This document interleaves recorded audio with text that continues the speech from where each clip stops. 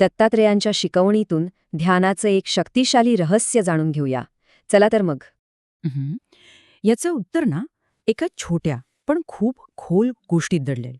दत्तात्रेयांनी निसर्गातून 24 गुरु निवडले आणि त्यातले 23वे गुरु होते भ्रमर, म्हणजेच एक भुंगा.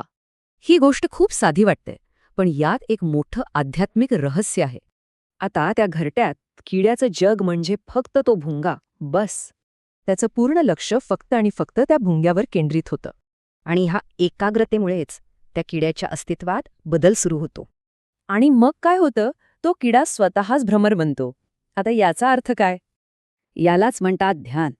ज्यावर आपलं चित्त लागतं, आपण तेच बनून जातो.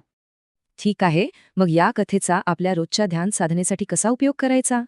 ह्यासाठी फक्त 3 सोप्या गोष्टी करायच्या आहेत. पाहूया कोणत्या त्या? बघा, किड्याचा मार्ग आणि एका साधकाचा मार्ग यात किती साम्य आहे. म्हणजे बघा, सुरुवात शून्यापासून नाहीये. आपण आधीच त्या ईश्वराचा अंश आहोत. तर या साधनेचं अंतिम ध्येय हेच आहे, आत्म्याला परमात्म्यात विलीन करणं. म्हणून ध्यान म्हणजे फक्त शांत बसणं नाही, तर ती एक संपूर्ण रूपांतरणाची प्रक्रिया आहे. तर आता प्रश्न हा आहे की आपल्या ध्यानाचा असा केंद्रबिंदू कोणता असेल?